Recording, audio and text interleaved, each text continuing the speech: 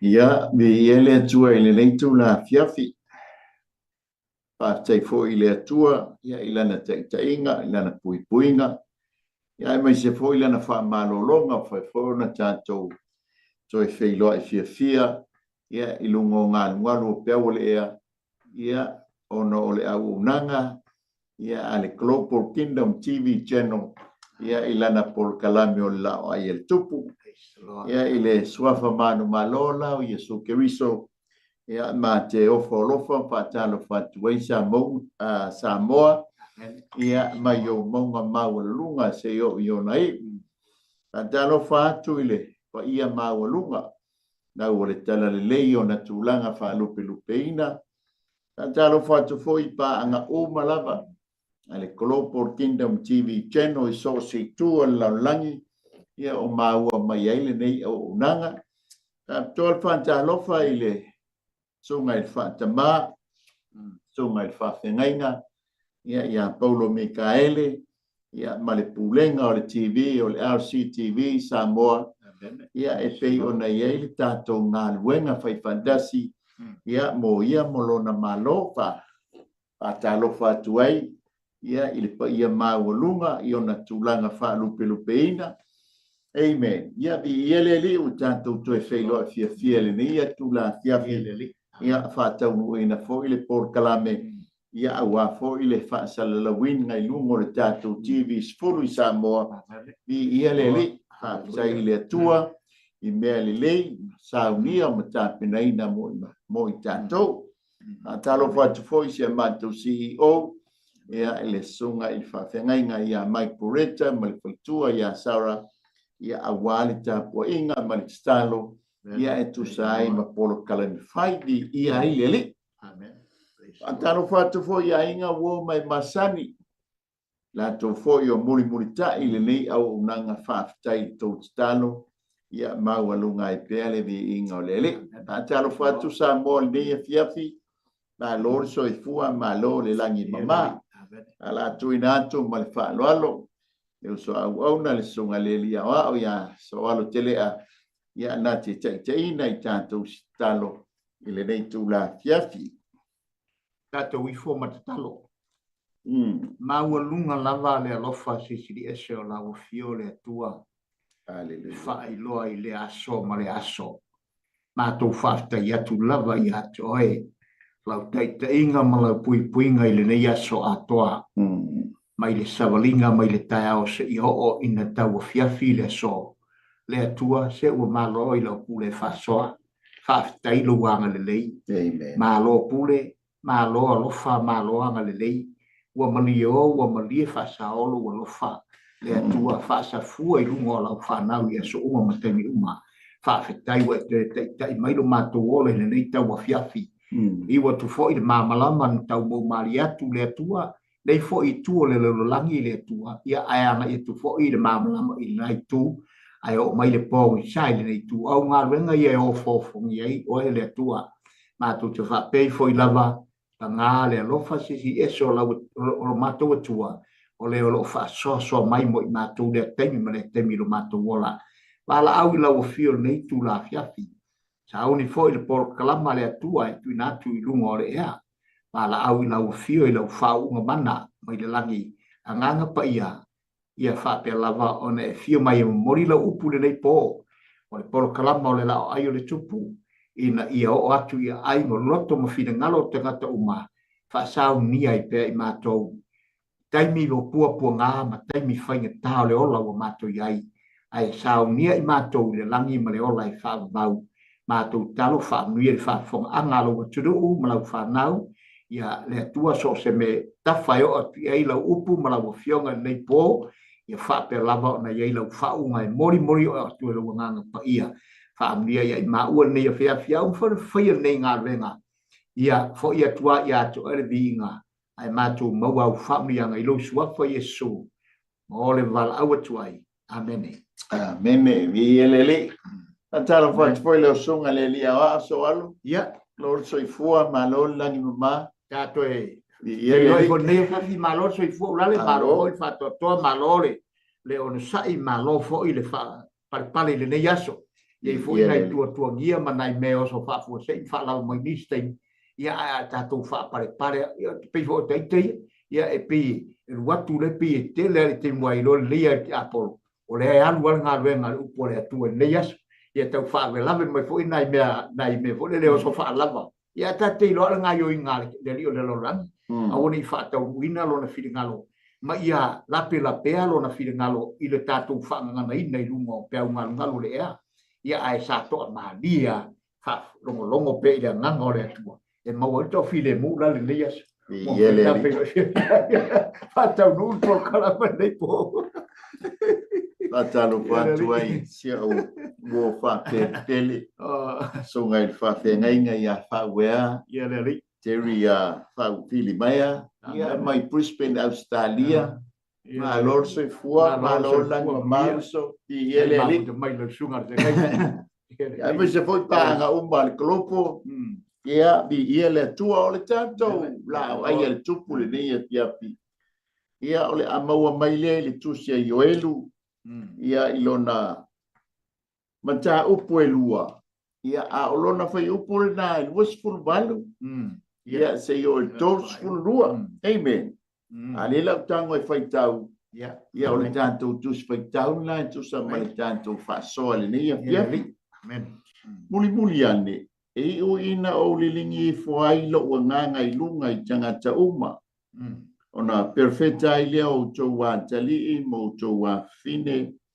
fai miti o toto e ina i loa whaalinga e o toto lilea o te lilingi fo i lo wanganga i au auna ma au auna fine ia o naso o te tuina atu fo i wavenga i le langi ma le lano langi o le toto ma le afi ma le asu whaani tu e mua ona li ua le la i le pouliuli ma le masina i le toto, i le o ai i le aso tele, ma le sili o Jehova.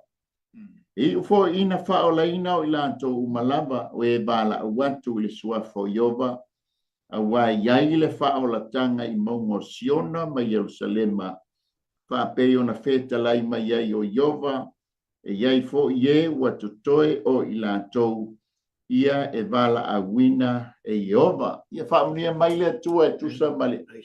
Whaita wina o lana fionga. Ia tu maupea ia te ia lona mi inga e whaamabau. Amen. Ia o le tātou te ia i le tusi e Joelu. Ia e tā ua o le tusi o le nganga pa ia. Ia o le tusi fo ina balu ia mai ai le aso pente poso e lilingi mai ai le nganga pa ia aso akia nari a le tatou ma la o ai le tupu le nia fiafi o le nganga pa ia mo e sa ili ia te ia amen praise the Lord o le foi upule lu fulu balu ma le lu fulu iba o le wa fa tau nuina i ona po nei ei mena e mata atu pe o le tila mo e valu se lau ne nga perfecta ia Joel ia o le ti tolu se fulu nga ile tolu pe ia o le tolu tu se yo te mo ai o nga wenga e lua amen ai ole pe ona ia ile tato ma la o ai le tupu le nei fia o le nganga pa ia mo e sa eli ia te ia. O te telitonu e ia inisio telitonunga, ia i fo inisio o whalapitotonga la tau te le telitonuina le persona lona tonu le o le atua. O le nganga pa ia. La tau te telitonu i le ia Jehova le atua tama. La tau te talitonu ia Yesu Keriso o le alo le atua ai o mai lo i le nganga pa ia le persona lo na tolu le e peilo wa ia se fa ilonga fesili i le mafau pe talitonu pe mo ia se nganga pa ia ono nisio talitonunga pa mele la tu talitonunga e le o se atua le nganga pa ia ai wana o se power fo ile le po se malos ia a le tus pa ia la tala no mai e winga ile nganga pa ia amen o le persona lona tolu o le ainga tua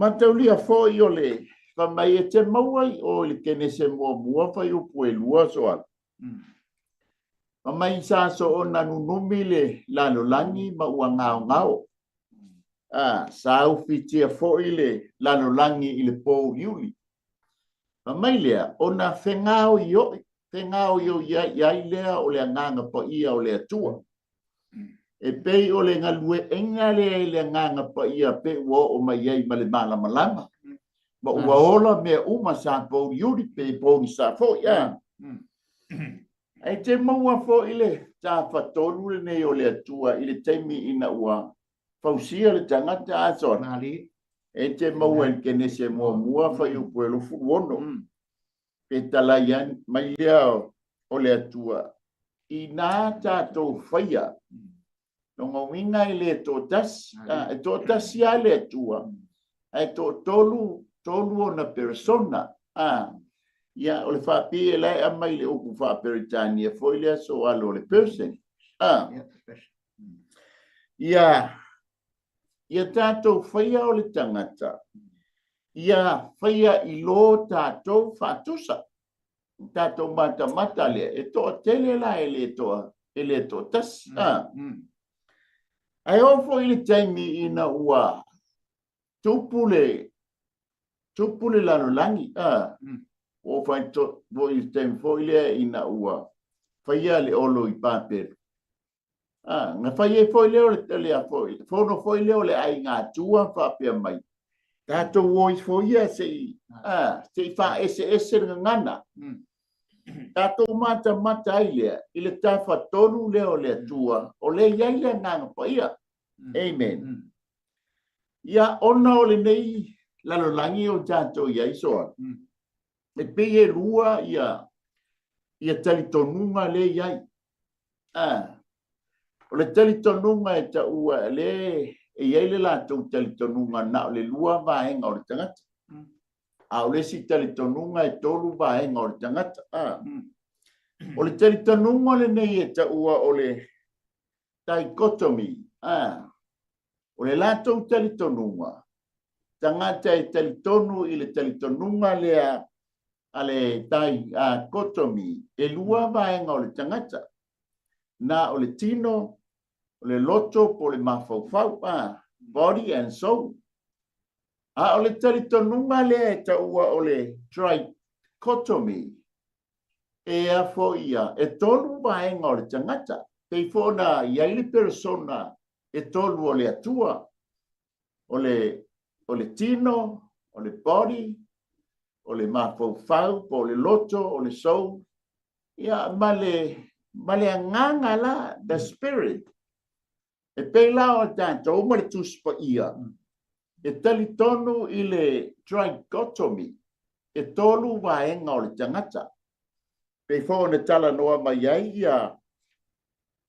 ia le tuspa ia amen ona o i tātou na whaia tusa ma le whatusa o le atua e tolu la vaenga persona o le atua e muli tai e fo i la lea le pale ali o le ngaruenga le atua le anga o fo linga le ava ai o le atua o le fo i whaia i le tangata amen ia ai ono le tangata i lona mafaufau malana whai unga o fea le tue lala iai pe talitonu i le dichotomy e lua vaenga ia pe talitonu i le trichotomy o le tolu o vaenga ia pe sa soa le tante le nganga pa ia le malo le sunga pa ia le tau tala ina fo yo fas fai tau ia fa mai tu si le tau pelua ia wa ole wa mane wala lo tu tala mai le te le vaenga tatan no ai tau lo vaenga le nganga pa ia te le fa tala masaloi ia e mani si te tonu le ngai winga le nganga pa ia ia nisia ia e fatala le vaenga le personal le tua ia ma le fai ma ngofiai Io. Tali o so soni le nganga pa ia le so soni mi tato ia pe wana mai le amatanga mai maringa yo mai nganga pa ia. Ia na ia nganga pa ia amatanga le fa ma le rolang. Nga le la e sa la usa na ma tu sila na mai na fenga yo ia ile nganga le tu le fonga tai. Amen. La tu sa o le ana fausia le tangata na fausia i me u malava. Na o le feta la ia tu le tu pule o me u mai le langi nei. Le ngata foi le ia o fai le tangata ia na se ula lo mana vaora.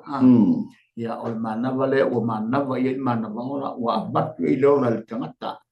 Ia mai tatu te tonua e mo ia ele fa ngaio ia tele fenga tua ile nganga pa ia malako exercise le nganga pa ia ele official foi tono fenga tua i le mai te watu i vai ngai e pe on tatu matamata ile ese mai ina wo mai su le fenga fo a tatu vai la ile na ina mai male ala ngaio ia le nganga pa ia a tatu vai foi fa ngai na Eliseia, Eliseia, o le nganga pa ia, e perfecta, te le ian tatua i le ngaio i le nganga pa ia.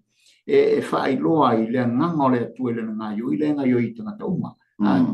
Tatu te loa i, o le ngaio inga le nganga pa ia mole tangata ina i whaai loa i tangata uma lava. Au noa ma le nganga pa ia le iase mea mwhai e seisi na whai. E le ise mea mwhai na whai le tangata. E pe vola lo tatu wa ya tu ile ngayo ile nganga po i te mia ia tatu lo ile ina wa tatu fa la ina wa fa tino mai mafio mai Yesu il fa atorto ino le manno le nganga po i no tatu lo i pe la le tusi la apostolo e ale tusi o e festioti ai ale nganga fa ola ina wa fio mai Yesu ngayo ino nganga po ia ma fa tino ina va nga o mai le nganga po e ti la me tatu lo e pe fo tala tus pa ia ia a fai upu se si pe fai tala ile tamama le ano ia fa mangali upu vale la ila nganga pa ia mele tatu tilo le matau tia personale so stem foi tatu tano il personale o le tua e tate ese o talamona pe si pakalo tino ulale e masalo e telo temi matu tano foi ma fa nau sa mo vo matu ainga matu talo ile nganga pa ia fitangi se tamiti mena tatu tiloi is powerful le mana le tonu le nganga pa ia ile nga wenga fai tatu tiloi tano fai ai ono le tino mai o le nganga pa ia o le tino mai fai mai ia ina le tatu tangata population na tino ala nga yo ile nga pe tatu tiloi nga yo ingo me o le rangi nei o nganga pa ia o mo ia me uma ilona tama te vai lo toi io la uso so tu le te ele ali ole fai upu le lufuru valu nga il fai upu li lufuru io lufuru iva ole o fanta no ul perfetanga nali amen de na fanta no o te nga ina fo da so pente koso fio na fio mai ele ole nga pa ia amen ia le fo na fanta no wina ai pa mata matai o mai fai taule le tusia ngā wenga i lona matau koe lua. Ia, e pei o iei fo i le tātou mau. E pei o le tae au le kale sia wha pente koso. Le aso na a fio mai ei le ngā pa ia. O le ngā pa ia la i le taimi le nei so anu. O le wawa noa mo societas. Pei la o na iei le tā au tu. Wa veila pole nganga pa ia mo tato wa nanga o lefa mai e perfecta to ia mina e o lava I fa na we o fo ia ona pa fine e o lewa wa ba noa le nganga pa ia tanto te sa ili ai ona tato mo wale sei tu lo wa fo ile fa tu sa so e peia foi ole talo lawa I le market o lawa vanoa pa warme o lo wala tu fa tau e pi fa pena le tulanga le ele ngang pa ia o le wa vanoa le ngang pa ia o le persona lo na tonu le ole atua ai foi talia o e pe te talitonu ia I pe e tele talitonu ia o le mea lofa le ana mai ele atua le na fai mai Yesu yo no so a wato ke tu ua Jerusalem Se o tau maua lea, le mana lea o le nganga pa ia, na fola mai e lo ta ma mo o tau, e fe so ani mo o tau ma ngā wenga. Lea la u whatau uina le folfolanga lea na ave ia yoeli. Amen. Lea la wa o mai le vai tau le liu tātou ye, ua fuli, kusa lea wa vile pole nganga pa ia, wa vanoa lea nganga pa ia. Paule mea ta ua o le tasa ili. Amen. Amen. Pia foi o le tala fata oto foi le lufu lima peu pelua. O le mamalu o tupu. La tau te sa ili ai. A le mamalu o le atua e nā tia ai mea. Le ala o ta tia mai le nganga pa ia. O e mai tātou te sa ili la. Ina ia tātou maua. Le winga ngā le tala fata oto. Ua noa le atua.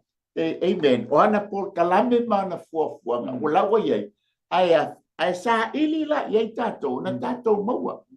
Ma tau lia foi o le nganga pa ia. E tu le aso lo tātou whamasinonga. Amen. E tala noa mai ai le apostolo Ioane. Ma tau poe lima. Ai sea. Le ngai moli mau le vai. E tala noa i le upo le atua. E moli mau le toto. E tala noa i le toto Yesu Keriso. Na whaamalingina. Ai sao i male anganga pa ia. E moli mau lo whaamasinonga. Moli mau i le ma whaamasinonga. Lona lua. E o mai foi moli mau mai le langi. Moli mau le tama. Moli mau le alo. Moli mau le anganga pa ia. I lo whaamasinonga. Moli tātou whaamasinonga. Amen. Le ala wa noa le anganga pa ia mo oe moa. Ina ia tātou sa ili ai. E tātou te mau ai. O le ngā wenga le nganga pa ia le whai le larulangi. Amen. Le tala noa mai ai le tuse Ioane. E vangalia. E tonu wahenga le sau le nganga pa ia. O lo whai le ngā wenga mōmua. E whaahali ia tātou. Whaamanatu ia te tātou. Le meta ule anga sala. O le anga sala. Ona wala tātou le tali tonu mo whātua tua ia Yesu Keriso. Amen. O ia e mawai le tātou wa mio tonu. O le tūlanga o tātou talia o le ana ngā luenga mahea na ia whaia i le lamla. A tātou le whātua tua la iei. Le lewe mai e saule nganga pa ia e whamanatu. A le whātua tua la oe longa winga la. E ta wanga salaina la tau. Wafo ia. Wafo wale maua se tā mio tonu. Mai le amio tono Keriso. Ina ua tātalia Yesu Keriso. E atale talia la Yesu Keriso. E le aila sa tā amio tono. Ua, e le whaamanga loina la tāng sala. Lona lua. E saua tau mai le amio tono. Le amio tono. Ia tātou mau, ia tātou whātua tua. Matali tonu na fio mai le alo o le atua soifua. Na toe fo ia i lona tama. Na toe tu mai na ye oti. Na toe a fio ai o ia i lona tama. O le amio tonu la na Yesu Keriso. O la na amio tonu le na arwe mo boli i le tama i tātou. Ina ia ta amio tonu ina o e ma. Amen. Ele ialwe ave se ingo se lotu pe alwe ingo. Ave se ingo se taita. Na alwe ave lo ingoa. Amen. Alwe ave ta ingoa i luma le tama. O la whanau lea. O lea ua lato talia ina. Amen. E whai mo ta lato li ima whaola. Ua ta uwami o tonu ina i lato. E tusa ma la uwami o tonu. Amen. Lona tonu. Whaamanatu mai a te i tātou e iai le whaamasinonga. Ele ngata ina whaamasinonga le pale alii o le ngā duenga le atua o le tangata soifua. A le whaamasinonga sili. Ua whaamasinonga le alii o le neilora. Amen. Na tātou mata le e. Ile le lei o le atua ma le fo ina mai o lo na nganga le. Hallelujah. Tu e fo le la ia te tātou. E iai o tātou a nganga. Te talai mai le nganga pa ia le. I o tātou a nganga. O i tātou o le whanau a le atua. O le nganga la le ata ina person. E anu i le langi. Amen. O fai la tele le mafua anga le fai mai le sa tu kayo. Pa mai le for sayo. Ai, le sa tu kayo ye le tali tonu le anga la ne fai mai. Ele se anga. Le pa yo le for sayo le tali tonu ye le anga. Amen. Praise the Lord. Ale au sa tu kayo. E makuati nai le tu le persona lo na tonu o le atua. Le fai mai la tu ele tali tonu se to tu. Wanga mafu le toe tu ona o le toe fatuina mai o tātou lea le tangata le toe foki le atua o le ngā. Ia pesa so ani so. Ana ia vi le atua. Ua e o i vaenga ia haftai la le fasoa la sunga fia. Mana ia haftai ngā pai. Ia o vaenga ia pe sa tau watu ia le ia le ua sopo mai ia lau. Au sai ringa ma lau tapenanga i ia le tua e whamaunia me umalava mai moni ma whamauni rale e tatu te manatu fo i tūlanga e peo na ia i le ngaruenga le nganga pa ia e se le whaingofio le ngaruenga nganga pa ia le nga olo malue le nganga pa ia e peo na sau no urale i o tatu nganga le nga ole tala noa nganga pa ia e mwhaone tala noa i o tatu nganga e pawale me sota i mai i le tua sota i mai i lona nganga i lota nganga itu e mamala mai pau fo ilea ole me nate mamala ma e ilo e mamala mai i tātou lava ia e tātou te mamala i ngalu mai le nganga pai itu tātou lato mai ole nganga pai foi na te whaile pana e sau no rale o mea nale nganga pai e sau whamanatu mai whaile ia te tātou mai whamanatu fo e nganga pai e mea tātou te anga iai i le aso ma le aso ole nganga pai e mara ngā renga o whainei e mosuia i tātou i mea le lei e tau tātou sa valin whaia e mosuia mai o tātou nganga awe te la atu i awe te whaia le melea e whapena o ngā ruenga ngā re nganga paia o le ngalue malosi tono tātou loto ma whina ngalo o tangata umalama ina ia musuia lona whina ngalo o le tama o le langi ina imwhau tātou māmalama i le tūlanga o le whina ngalo le o le atua mo i tātou ne o tātou te tonua a tātou manatu fo i ulale i le whaingofie wa tātou manatu fo i le sairingo le nganga paia. E le whaingofie le lo sairi o le nganga paia e whawhio mai uro. To le ngai e mea sa e te whena e mauanga i ai nganga paia. Ma o mai i to tonu o lo roto lo nganga. O mea i e te taun tātou wawa e. Tātou sairi le anga pongi ma te talo. O mea i whain tātou wawa e tātou te mau i whaunga a le nganga paia. E whaun tātou malolosi e, e whaun tātou malolosi e, ina o tātou sa irila i whaunga le atua, tātou sa irila i meia, e whai ona o mai aira nganga pa i tono tātou roto, whawhio mai o tātou ngā, tātou te e malama le fo ila nganga pa i mea uma tātou te whaia, le fo ila wa sau noi tūranga i moli mau le langa, e toi, o le toi whio mai la leo Yesu lon toi whio mai le, toi whio mai pēa umana, o lona whio mai ngā, o whawasinga i ena te enga le nganga pa i, le whio mai le sian lona whio mai le, i le e toi whaama sino tangatana te ena e tūsa maritemi, o se te whanol ki me se whano, le ae tātou te peun te utala, o se le so tūla le, le. O le, tātou te talia mo moe e so ke risa e whai mā, le e whaola. Amen. Praise the Lord. O isi fo i la tali tangata. Ia la tau te maua le whamanianga le nganga pa ia i te me papatiso ai, i le vai, papatiso ai po i le nganga. Ia o isi fo i te me o sauninga na whio mai le o le nganga pa ia, whamunia o tātou loto. E tusa o le winga, o le ua avanoa le nganga pa ia. Mo oe mo hau. Amen. A e tali tonu ia Yesu Keriso, talia o ia whai male e me whaon. Ona o le tātou au wala mua lea, ona tā pena lo lea o tātou te sa ili le nganga pa ia pela o talano, o le tatalo, o le angapongi, amen. O le whalongolongo fo i le upo le ele. Amen. Wa ese a wala, e a fio mai ai le nganga pa i, e tusa ma le mana onga le iei lo lo. Aleluia. E la tātou mai le whai upo e tolu, sifurua ngai whai upo e tolu lua, a wā leu whatau nu ule, perfutanga le a yoelu. Le maua mai whai upo e lufu riva. Amen. Le a poi lala wa vela pole maua avanoa le nganga pa ia mo so se tasia e sa ili, whatua tua, matari tonu ia te ia.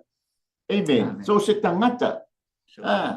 Amen. Lang o lefa mai le nga o le tuspa ia. Wanga sala tangata umalava. Ma wale o le bi inga ile atua. Al mafua anga le na fio mai ia le halo le atua. Ele isa we fa sala la lang. Ai fa o laina la lang ia te ia. Aba noa I lo le ma. Esa ili ina ia o maua le malus anga le. O le nganga pa ia le. E fai ngo fia ai la usaba linga. Praise the Lord. Langa o le nganga pa ia le fai au. E ta pena au. O au o le vaenga o le bana mea a Yesu Keriso. O le nganga pa ia foi. Nā te momoliina e mana mea le a Keriso. E whaafeiloa I ma Keriso I le teimo le sintia. Kato mai lo le vanga fai upure tōsfulu ngai fai upure tōsulua. O mo meo o whaeilonga. Mataulianga fasili so o I a Yesu I o me tau pue lufu wha. O a whailonga o lo toi a fio mai. O a whailonga o le ngata anga. Le a fo le teimi ma le aso I te a fio mai ai. O le maa nei o le tali a Yesu.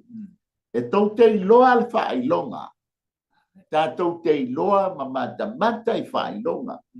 A o le teimi ma le aso. E le se tasi e ngā te sila fia I na ngā o le tamā. Whawhetai a Yesu ngā tali le wali ile. Amen. A o se ma, a o se whalu I tau, a o se lu I tau fo ia mai, mo I tātou. E tā pena I o tātou tangati. Le anga lefa mai, tau te mata lai whailong. Le lefa mai, o whailonga I le langi.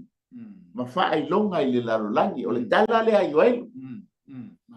Awanga toe lau o malava I le launga petelu I le taimi ina watula I petelu ina wafio mai le nganga pa ia toe lau uma le fai upu le na tātou fai tawina. Le watau no I le upo perfecto yoelu. Le aso le na launga ai uma le launga e toru wafe tangata. Amen. Alleluia. Pa mai lea. O vadenga I le langi. Ai sau mea e ba ai ai. O le toto, o le afo ia, o le afi, ma le asu vani tu. O mea ia, le tātou te mata I le vai, taimini nei lalulangi. Amen. Wa tātou mata se I tūlou I le toto masa ai taimi o taua. Wa tātou vava ai I lea. Pomu. O taua. Wa tātou vava ai I le mea tau o le asu whaani tu. Ai mata lea, ai mata foi I news nei mai tau. O le wa tātou mata le leia I whailonga nei. Le na tala no mai ei o e. Alleluia. Pa mai lea whai upule toltas. E li ua le la I le pou niuni. Alleluia. Wa te I la tau ngai lunga le mongo o Kalebania. I le makua pongi sa whafose. Ai pa mai le pongi sa e le ma whaionga e mata I lo lima. Kua pou niuli. Amen. Wa te I awali ua le la sa manga ia le la. Awa makua pongi sa pou niuli. Ele o le toe, ele o le whafangu mai lea I ante o e ma. Lona tonu, whamai wa li ua le toto, li ua le masina I le toto. Amen. O le te le ia o le tūlanga le wa, o le li ua o le masina e a bea ma ngase toto, ngase toto le masina. E iai le talitonu ngā Israelu e whambea, ma le mau wha Israelu. E te le anga se toto le masina.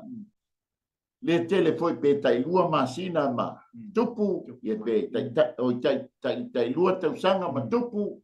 Ie oisi foi. Ie le bana na tupu atu le ngase toto le masina. O le masina e le na te nea. Te nei. A le mau ma le talitonunga wha Israelu. E ie le ngase toto le masina. E ta ua o le tetrat. O le ngase toto le o le masina. E whato a tupua I taimi I teimi o pa o tausaminga Israel, ai so o la tausanga. Amen. E whale leila ngase toto i e ta ua Israel o le Tetrat. Right. T-E-T-R-A-D. O le ngase toto la leo le masina o le mauma le talitonunga wha Israel. A mabae e iai me tutupu i le bā. O le singa ngase toto le masina ma le singa ngase toto. Pa mai leo le talitonunga. Na amata ona tupu le ngase toto leo le masina e ta o le Tetrat. Isa ile maufa talitonunga fa Israel ile tausanga e tasiiva i vatonu ma le tausanga ile tasiiva i fa na topo mo ya a perila lona lua ile taus asolua a perila ile tausaminga le paseka ile tausanga e tasiiva i vatonu o le tausanga le tasi o tasifa i vatonu tausanga le tasifa i vatonu ai toenga se toto le masina i le tausaminga tonua o le tausaminga o le fale fitawhai. Amen. So olole ma le tausanga e tasi whai wawha. E na tupu foi pe ngase toto le masina i le masina o mati. Le solufu lulua i le tausaminga tonua o le paseka. So foi le fai unga le tausanga le a tasi whai wawha. I le masina o se tema le asfuru lima. Ai toe ngase toto e foi le masina. O le lato maula ma le talitonunga. Le ena o tau whai tala noa. I le ngase toto la le tau iaia i sala e. Fato a topua i le teimi o tausa minga i Israel i lato whamana tunga o tausa minga. Ai ngase toto e lor masina. O mai le ngase toto lona lua. O le masina na tupu i le tausanga e tasiiva whaiva nga i le tasiiva lima se fu.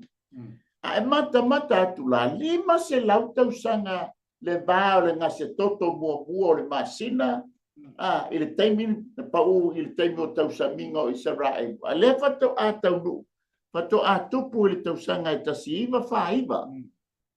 Ma le tasiiva lima se fu. O le tausaminga o le paseka i le aso sfuru tolu a perila. I le tasiiva whaiva. Ai to tupu i le masina o ke topa i lona aso fitu. I le tausaminga o le fale fitawhai. I le tausanga le a tasiiva whaiva. So olo le ma le tasiiva lima se furu. Na tupula i le taimina ngase toto ele masina ina ua whamanatu e Israel le tausaminga o le paseka i le aso lua o le masino a perila i le tausanga e tasiiva lima o i le tausanga le o tasiiva lima o na whatau nuina i le tausaminga o le fale fitawhai i le aso lufu ono se tema ai ngase toto e lo fo i le masina. Amen. Lua lo leo ngase toto leo le Tetrat. O le talitonunga ma le maua Israel. E iai le mea te tele e te tupu li lalulang. Aleluia. I le bala o le mua ma le lua. O le lantu talitonunga. Ma le history o Israel. O le teimi le ana. Peiana. Faafe o le teimi o le sa wanga o le nuu.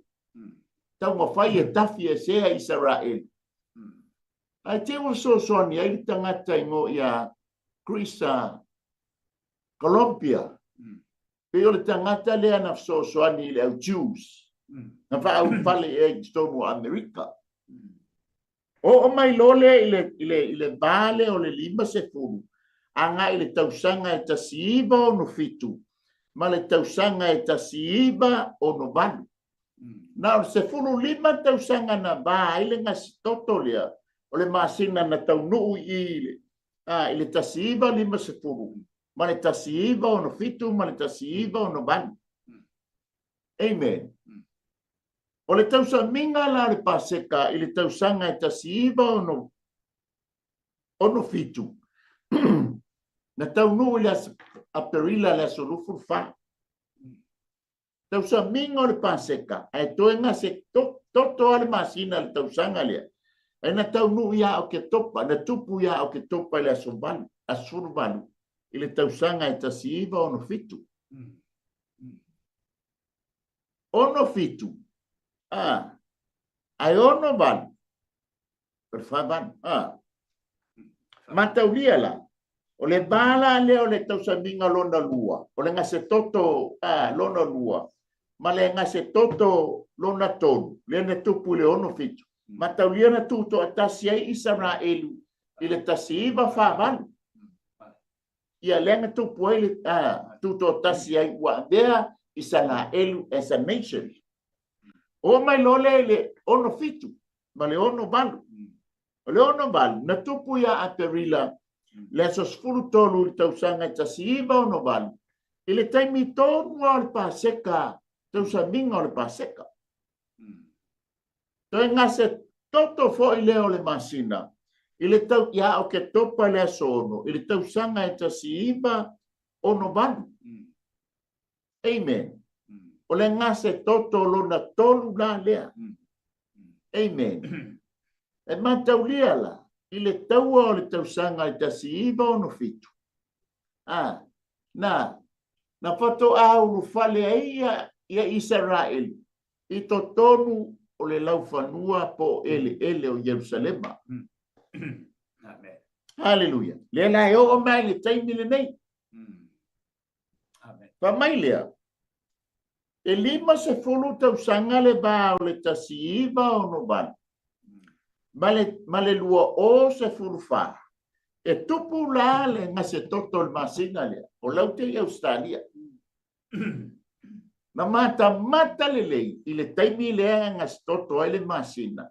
Ai tupu tonu ai tausaminga a Israel. O le tausaminga la paseka. I le aso sfuru lima o aperila. I le lua o sfulufa. To e tupu lea, penga se toto le masina, i le tausa mingo le whare whitawhai, ia o ke topa i le asoban, i le lua os furfa. So o i lo lea ma le lua os furu lima. Paseka i le tausanga lua os furu lima, i le asofao a perila. O le aso lufuru balu o te sema le tausanga lava lea. Na tupu e foi mangase toto ai le masina i le tausa minga o le paseka o i le fale whitawha. Le alai fai mai le au skola po tustusinga e fai mawhauwhau o tuspa ia. O le wa atoa le leile wha. O le ngase toto o le masina o na o le ia. O na o le i le aso o le ali. Lua o sfuru lima. Lua o lu furu ono. Ai tupu lo maritaua le iei li taimile nei. La nga so se va o nga se toto nei. E iai le mea tele lava. E va aia ma tupu i le lalula. A le lawa tātou va aia tu nei. Lua o sfuru lima le nga se toto muli le mai tau ele Israelu. Amen. E tupu i taimi e ona tausaminga. A le ua tupu lea. Le taua tele lea. Le mata. Po le meo le taua lona tonu le lona. Amen. A le mata i tātou. Pa maia. O na o lea i le aso tele ma le sili o Yehova. O fa ai longa nei. E tau mai aia i tātou. Walata na whaatau wina le aso tele ma le sili o Yehova. Amen. E tau ono tātou a. Sa ili le anganga pa ia. Le anga o ia na te avea oi ia Yesu. Amen. A ele talitonu ia Yesu. Ma ele talia le anganga pa ia. Oi la na te avea oi ia Yesu. Amen. Amen. Le mafua anga le fai mai ia Yoel. Vai le mana ia. O le tali to nunga le tuspa ia. O le watato iai nei le ufatau nuina wa iai nisi. O le fatali i le wanga muli. O le wanga mua le na fio mai iai le nganga pa ia. A o le tali to nunga le tuspa ia ma le au skola. E toi li lingi mai le nganga pa ia langa o le ave. O le lato tali to nunga. E anu le nganga pa ia ave le kalesia. Kei loa ai lea ma Yesu. Amen. O le taimi o puapua ngā. Le fai mai e ili tala tuspa ia. Pa mai. E i ufo i na whao laina o i lato uma o e bala au i le swafa o Yehova. O le taimi o puapua ngā. E ta uen tuspa ia o taimi o le puapua ngā o le ainga o Iakopo. O le wha masinonga lona tolu lea, e tusa ma le tala noa le tuspa ia. Wha masinonga mua, o le wa a mata le ainga o le atua le tala noa mai eile mua le peteu. Pio mtau pua wha. Lona lua, o le teimi le ane ai le mana mea a Yesu Keriso. O le moli e le anganga pa ia. Aleluia. E leo se fama sinonga la ilo ai le oti po leo. O le taimi e tau nu wai ma ave i tātou leo. O nā tātou wo i leola. E tau o le fama sinonga. O na o le taimi e ta whai ai tu whanga pali. Amen. Leo mai eia. E mata i tā longa fo i leo le Olympics. E se tamai ta i o mai mapine. E se tamai tai fa o mai nei mai tai ma meu teu ngala. A mai lo le tu i to ina le le to foi le tu lumo. O le platform le e tu ai lunga i tangata e manu malo le Olympics. O le awali ilaia e la to te fa pale ina le tangata le manu mal. O ta uala ta te tu lunga platform ia. Pio le ata manino le le alo le atua na te whaapale i na i tā ua. Amen. Aleluia. Le manei o lo sa ili le nganga pa ia. Ina ia. Maua ilo tātou malosi. E te tū maua. Ma tātou whaatua tua i le atua. Le lepa mai e iu ina whaau la ina o i latou. E fesoa soani mai le nganga pa ia. Le anga o lewa. Lewa li liu mai le atua li teimi le i lona nuu. Amen. O le taimi e o mai taimi o nu e se ua amele kalesia. Pa mai leo le tala, fato ali liu mai lo le tu e lo nu. Ai o le taimi fo ile, ua tatala mai ale tangata le ti e mai ile ma ile sol fanua sina. Ai le iso na pale so an. E pale ai o futa ua mal pale ai le iso na pale. Ia peisa fa popo so alo. Ia na umo lo tanto. Ona o le tātaimi e peia na whae tula tala i te me whane watu sa moe lau whāwhanga. O le tau pu nei atala no whatala no ina le nganga pa i o se mtau pu sirin tele. Tele le me whaina au tala inga le anga e tele vaenga pia tala no i o le teimi fo o le tātou te ilunga le teimi. A tūlanga o le whata waina i te au le tūlanga e peo nei ia matauria ata whalongolongo ma te tofo i lau whāwhanga sa moe i lau. E whaafonga mai fo. E tātou te tono lo ngā malama le Israelu i o momene. E mā malama le tangata Israelu. O le pato mai le atua la o tu i tangata ne Israelu la tu te manga mai i le sai ma le me tupu mai. Mā malama o nova fale. Le pole atu nova fale a tatu ia mai. Manatu ma loto tangata Israelu. Le wingo le me tupu mai. Ia e pe fola ena e tau talina. Le mana i o te lo whamata talanga o me vai. E maua i vai ia. E mawhai fo ona maua mai le whaafonga maua Samoa, le whaafonga anga le au Cristiano, ina ia tatu tutunina, mana lau whaswai tau le whai mei nei, le nganga pa ia na te whaamautuina, le loto le tangata. Te lore o ngā renga tasi le ang, va enga le nganga pa ia mana ngā renga, o lea o te mimita ma o fia i Samoa. Mo tu mau se yo ya so e vala au mai ai ma fio mai Yesu. O le fa tu ma wina lo loto. Yes. Yo nga le nganga pa ia le fai nei. Fatu mau tatu loto i lona finangalo. E tala yone awane to li liu e se to loto tonu le mena to wifi longo ai. Awane ave e se ine se tasi tele profeta tau fa pe pelo ye nei tau fa se ai e tu mau ngalu fa te nga pa ia fa tu mau wina yo tatu manatu. Mau tatu ma fa mau tatu loto. Awane yo tatu to li liu. Awane yo tatu to fuli tua. Ai fa tu mau tatu loto. Wa lata mai langa lau tatu yo na temi nei lalo anga lea o na aso nei te o na aso sa moi lau whaafonga anga o na aso nei aso e ngatai le o le lingi mai te ngata uma a tatu ba i whaamani yanga i tono e kalesia o se e kalesia manuia e kalesia i eile nganga pa iau lale amen tatu ba i telen te ngata whaamu amu inisi vahenga a mai foi le nganga pa i tatu poto ino whaatino ino mwhanga ina nganga wa telefoni tatu ba i tūlanga o le ana foi na upo tangata e tatu loa o le nganga pa ia mana ngā luenga i whai loia te tatu le mea moni whaatino ia te tatu le ngā luenga i taung tatu whaia tatu te marumari ngai o i maia nganga pa ia tono le kalesia so sta vale a le se swau e lema whai e mura whio ta vale whape na foi o se whate te inga na e te tatu ina ia yele swau le a te tatu o te sira taipo le nganga pa ia ula o le nganga pa ia le swau le